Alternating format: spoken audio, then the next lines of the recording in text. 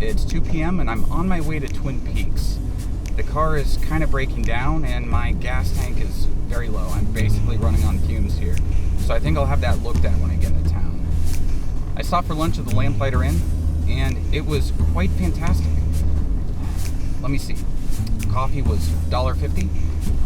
Eggs were $3. The cherry pie was $2.50. And the milkshake was $5. Damn. If you're ever on your way to Twin Peaks, you better stop there. The cherry pie itself makes it worth the stop. What is that? Diane, there's something strange up ahead. I have this feeling that it's pulling me in.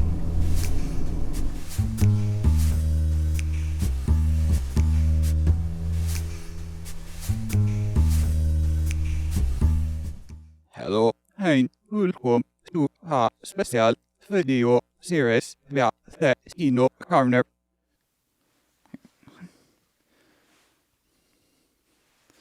Wait, is it working? Okay, great. Hello guys, and welcome to a very special series on this channel. It's a series I've been talking about doing for a couple months now, but now it's finally here. These videos are going to be a bit different than my normal videos. Some videos will be in the video essay format, and some might be conversations I have with other people about the show. We're going to take it mostly one episode at a time, and break down what's happening, what we learned, and what stood out the most in each episode. But before we begin to break down the pilot, there's something we need. Cherry pie. Diane, if you ever get up this way, that cherry pie is worth a stop. Ah, now we're ready.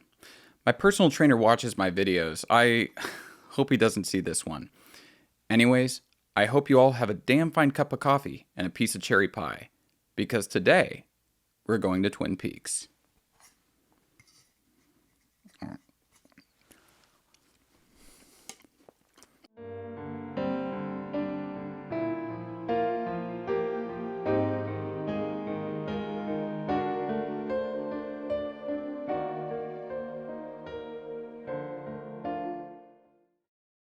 But before we start, I have a question for all of you.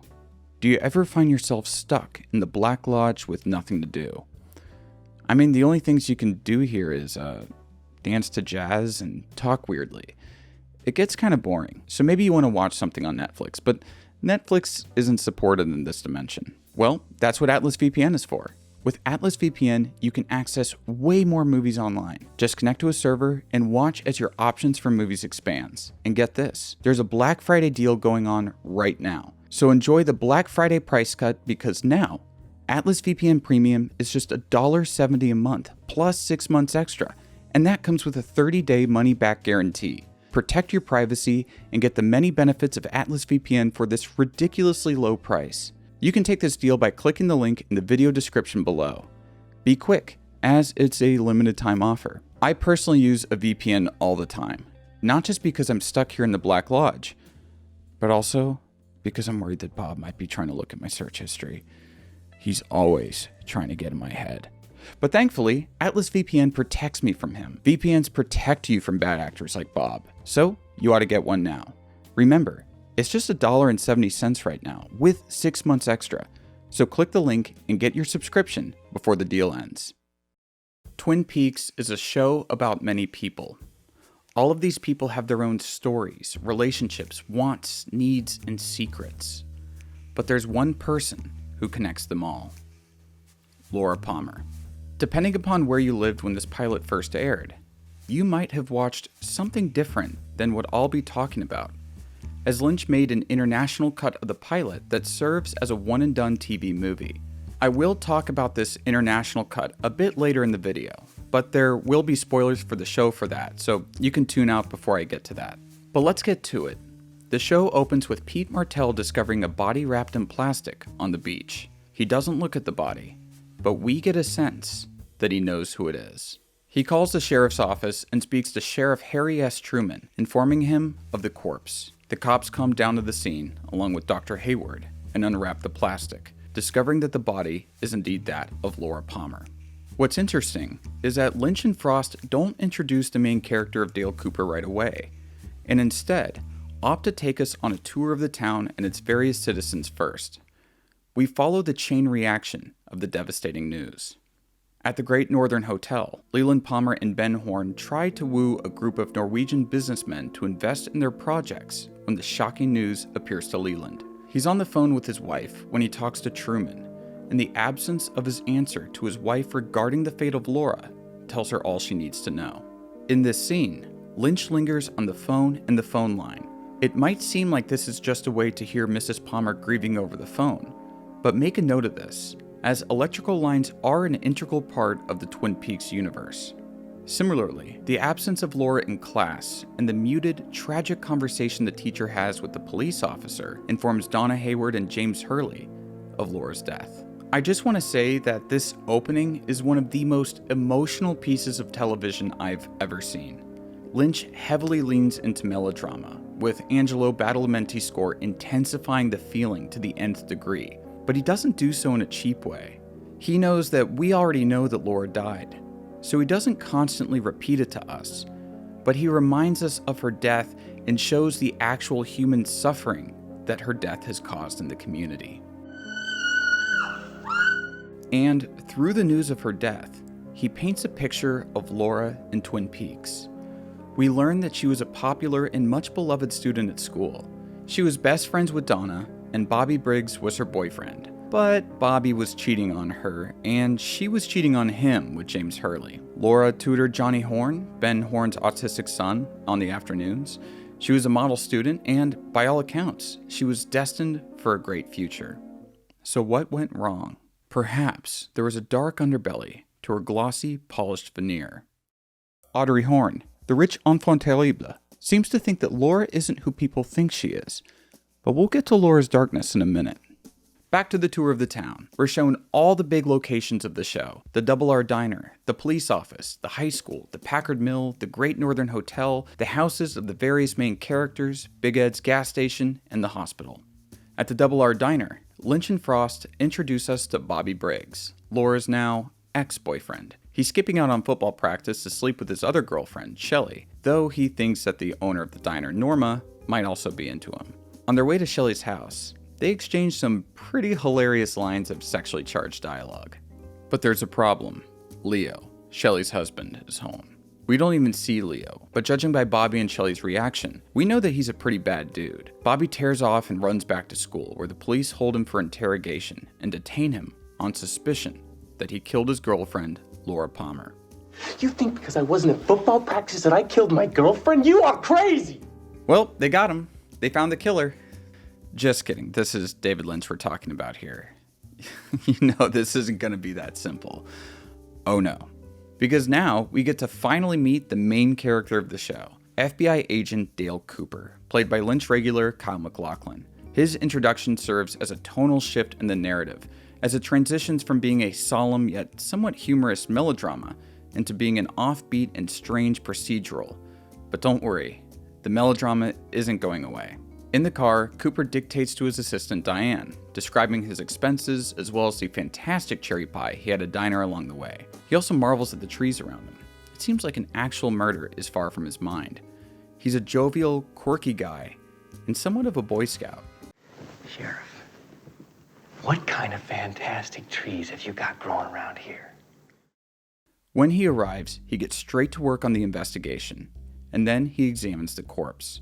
We have to ask ourselves a question though. Why on earth is the FBI getting involved in a small town murder? Well, Cooper believes that Laura's death is the work of a serial killer. Just a year prior, Teresa Banks, who lived close to Twin Peaks, died in a similar fashion, and Cooper wants to see if there's a link. There is. We don't know what this means just yet. In the hospital, Cooper briefly runs into the one-armed man, but doesn't talk to him. Make a note of this character though, as he becomes a much larger player later on in the series. He also talks to Dr. Jacoby, the weird psychiatrist in town. Jacoby throws up all sorts of red flags as he asks to go to the morgue with the lawman and declares that Laura was one of his patients, although her parents were completely unaware. This brings us to the dark side of Laura. What was this seemingly perfect girl hiding? If you want to know the full truth, I'd recommend reading the diary of Laura Palmer, but only read it after you've finished the first 2 seasons. Also, I know that Twin Peaks Fire Walk With Me is a prequel, but again, Only watch it after you've seen the first 2 seasons of the show. Lynch brings his investigation of the seedy underbelly of the tranquil American small town into a larger scope in this series, having already explored this concept in Blue Velvet, a movie I plan to make a video on very soon. There, of course, are other parallels to Blue Velvet here. The kid detectives get in over their heads, and it's in a town whose economy revolves around lumber, among other things. Blue Velvet is the closest of Lynch's movies in tone, and Twin Peaks does feel like a spiritual successor to that film. When I showed my friend this first season of Twin Peaks, I had him watch Blue Velvet first, as a primer. You're like me. Laura encapsulates the essence of Twin Peaks. On the surface, she's an ideal. Kind, friendly, moral, and beautiful, but the ideal hides her darker self. In reality, she's also sexually promiscuous, addicted to drugs, self-destructive, and a victim of long-term abuse. She's not completely perfect, but she's also not completely dark. She's a balance of the two. When Cooper claims that he bets that the white powder in Laura's diary is probably cocaine, Truman reacts in shock. That can't be. But when they open up her safety deposit box, they find copies of Flesh World, a dirty magazine linked to drug and human trafficking. In that magazine, they find the link between her, Leo, and Ronette Pulaski, the other girl who went missing that same night, but somehow survived. Through Ronette, who is in a sort of coma but recounts the events of the previous night as if she's sleep-talking during a nightmare, Cooper and Truman find the location of Laura's murder, a train car. Inside, they find a half-heart necklace atop a pile of dirt. Written in red on a scrap of paper at the bottom is a cryptic, sinister phrase: "Fire walk with me."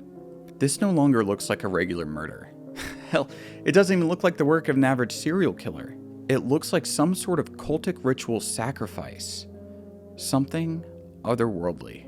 There are 2 main suspects at this time, Bobby Briggs and James Hurley. Neither of them are the killer. Bobby might have killed someone in the recent past, and he's definitely a teenage lowlife, but he wouldn't kill Laura. What difference does it make? I didn't kill her! James has the other half of the necklace, and he was with her the night of her death. But according to him, she was acting strange, like a Laura he didn't know, and she ran away from him abruptly that night.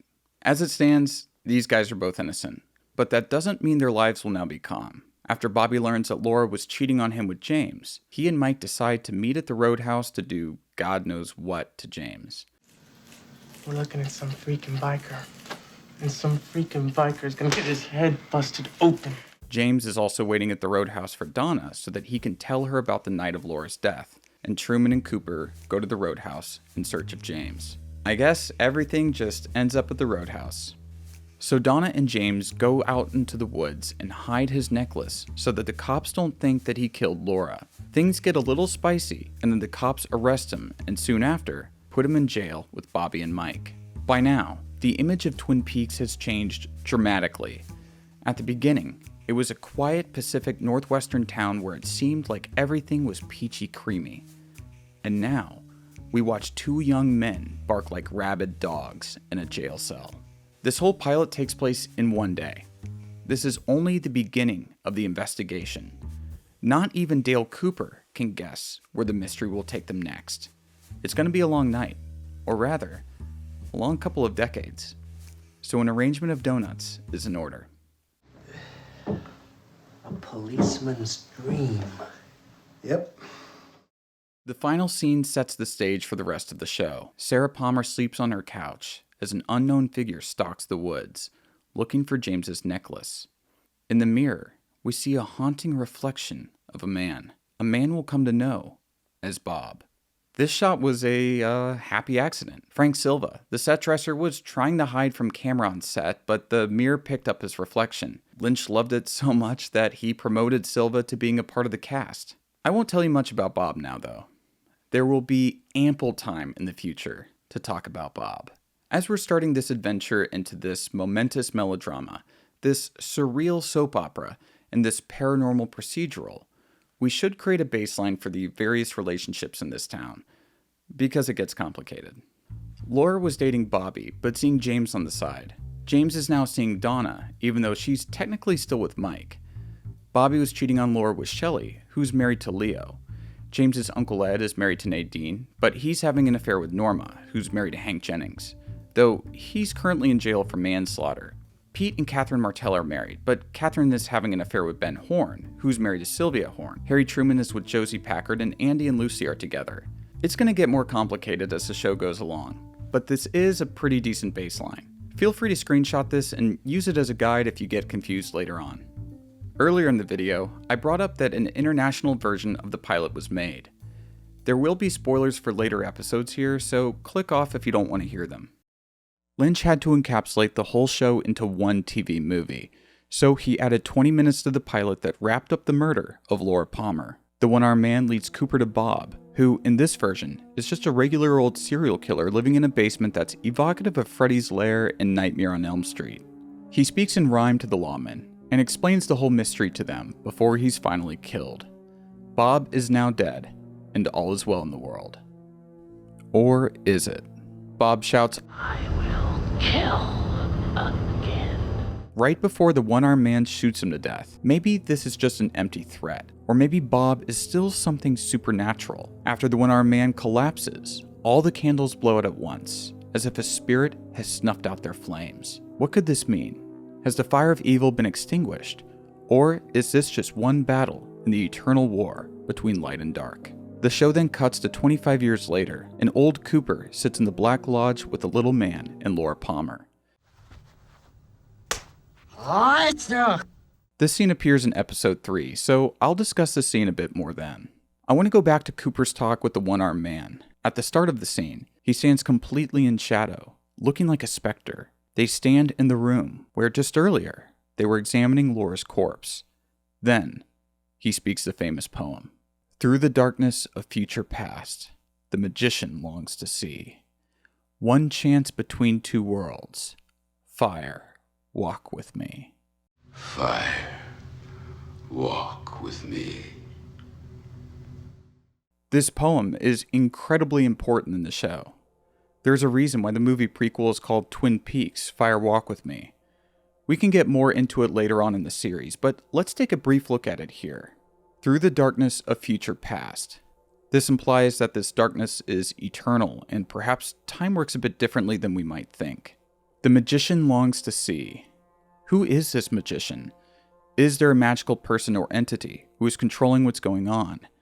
Is this a meta statement, with the magician being David Lynch? What is it that the magician is longing to see? Is there some truth hidden from the rest of us? Is it some kind of parallel reality that might be more real than our own reality? One chance between two worlds. If you've seen more of Twin Peaks, then you should already be aware of what these two worlds are. I'll leave it at that for now, as we really do get to know this other world in the second and third seasons. Fire, walk with me. I interpret this line as allowing evil to enter one's life and consume them. Walking with fire is akin to walking with the devil. Putting it in the context of the previous line, it may be a chant that one says to allow that evil to move from one world to the other. It's like some kind of evil prayer. Also, fire as an element evokes a multitude of ideas. Evil, passion, lust, and transience being some key ones. Fires are both destructive and necessary for life and industry. Fire is something that seems real, but you can pass through it. Well, if you move quick enough at least. It's something that we take for granted, but it does have a magical feeling to it. And lastly, it's a gift from the gods. Could Bob be all of these things? I guess we'll find out. Mike, the one-armed man, then says a line that many people take to be a cipher for the show. I mean it like it is, like it sounds. Many people have taken this to mean that the way we should interpret the show is in a very literal way, that we should pay attention to what Lynch is outright telling us. I think there's some truth in that, but to get a holistic view of the show, we should also embrace the weirdness and the mystery. I very much like to let the dreamlike stuff wash over me and envelop me. I also just think that to get the most out of the show, we can focus on the mystery and the plot. But let's not forget about the many unforgettable characters. Considering that Lynch didn't want to reveal the killer in the show, and he especially didn't want to reveal it on the first episode, I don't care for seeing Twin Peaks as just a TV movie. It loses some of its magic, charm, and mystique when it has almost everything wrapped up in a neat little bow. This cut is only good to watch if you've seen Twin Peaks before and you're curious about it, but the last 20 or so minutes of it aren't canon, so it's not really required viewing by any means. You will see snippets from this cut, though, in a future episode, as Lynch uses some of the images for one of Dale Cooper's dream sequences. Well, guys, this has been me talking about the first episode of Twin Peaks. Let's see where this series takes us. As we learn more about the show, I'm going to be able to get deeper, but I just want to take this one episode at a time so that for all of you who are watching the show for the first time, I'm not like spoiling the entire series for you. Well, anyways, guys, I've been the Kino Corner, and I'll see you all in the next video.